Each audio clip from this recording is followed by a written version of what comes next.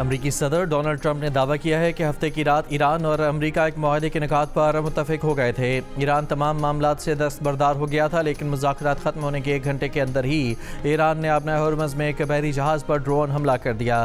امریکی T V سے گفتگو میں ڈونلڈ ٹرمپ نے ایرانی رہنماؤں پر بیمار ذہنیت ہونے کا الزام بھی لگا دیا۔ کہا ڈرون حملے کے بعد امریکہ نے ایران پر شدید بمباری کی، آبنائے ہرمز بند نہیں ہوئی، تمام جہازوں کے لیے کھلی ہے۔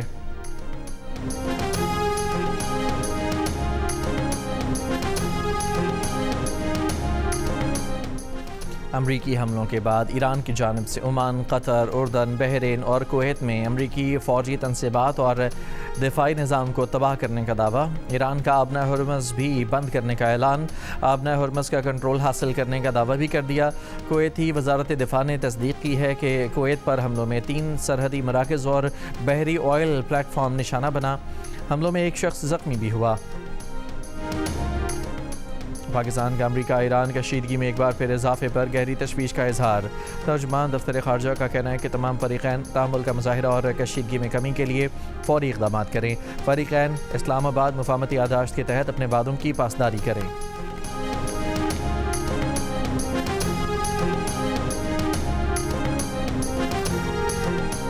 قطر کے سابق امیر شیخ حمد بن خلیفہ ال ثانی کی نماز جنازہ ادا کر دی گئی۔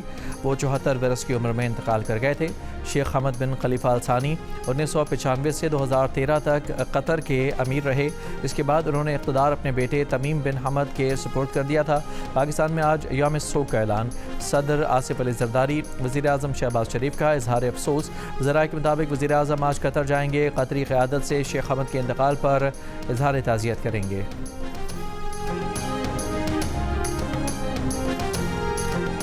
کراچی کے علاقے اورنگی ٹاؤن سیکٹر 11.5 میں ٹریفک حادثہ، 4 سال کی راہگیر بچی جاں بحق ہو گئی۔ ناردن بائی پاس کے قریب گاڑی کی ٹکر سے موٹر سائیکل سوار 2 افراد جاں بحق اور 1 زخمی ہوا۔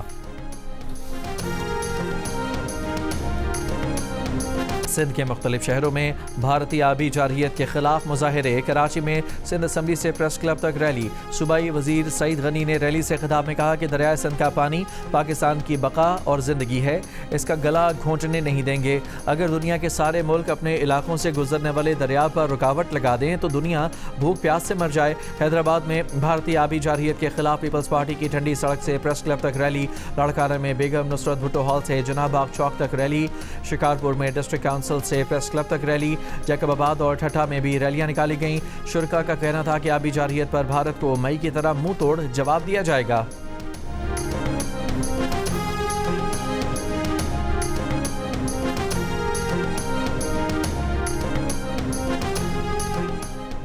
کراچی بھینس کالونی قاسم ٹاؤن میں شہری کی فائرنگ سے مبینہ ڈاکو ہلاک۔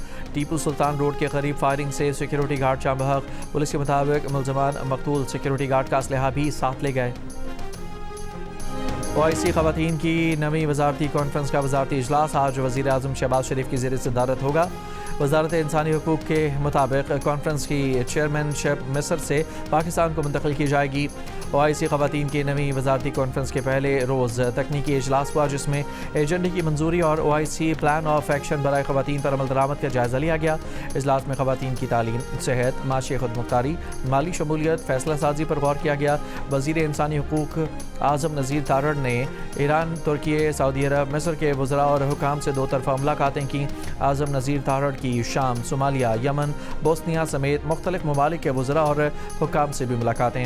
پاکستان اور ترکی کے درمیان خاندان، سماجی خدمات اور سماجی تحفظ کے شعبوں میں تعاون کے لیے مفاہمتی یادداشت پر دستخط۔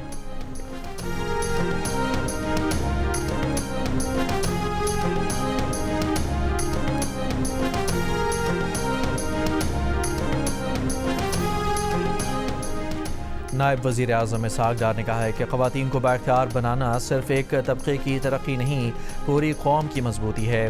9ویں OIC وزارتی کانفرنس برائے خواتین سے خطاب کرتے ہوئے کہا کہ خواتین ملک کی تعمیر و ترقی میں مردوں کے شانہ بشانہ کردار ادا کر رہی ہیں۔ حکومت خواتین کی تعلیم، کاروباری مواقع کے فروغ کے لیے اقدامات کر رہی ہے۔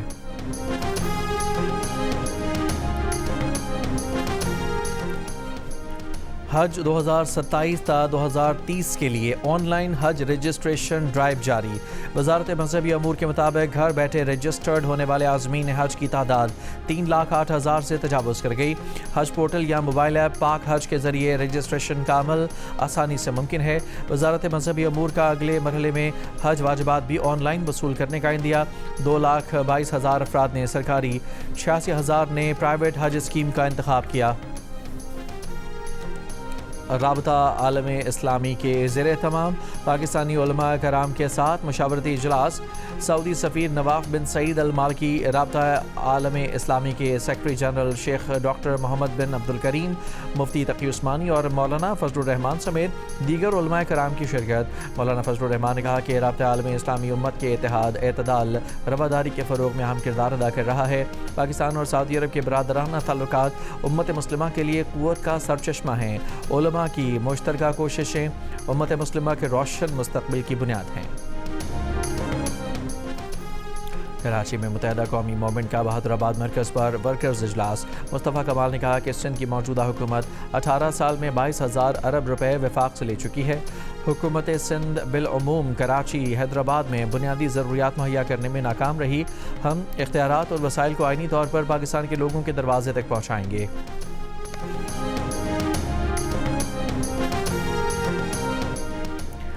یکم مارچ کو کویت کی شیبہ بندرگاہ پر ایرانی ڈرون حملے میں 6 امریکی فوجی ہلاک ہوئے۔ امریکی اخبار کا دعویٰ ہے کہ ایران امریکہ جنگ کے دوسرے روز کویت میں ایرانی ڈرون حملے میں درجنوں فوجی زخمی ہوئے۔ یہ حملہ امریکی فوج کے لیے اس جنگ کا مہنگا ترین حملہ ثابت ہوا۔ حملے میں بچ جانے والے اہلکاروں کے مطابق امریکی جرنیلوں نے وارننگ کو نظر انداز کیا تھا۔ امریکی کمانڈرز کو وارننگ دی گئی تھی کہ نشانہ بنائی جانے والی تنصیب غیر محفوظ ہے۔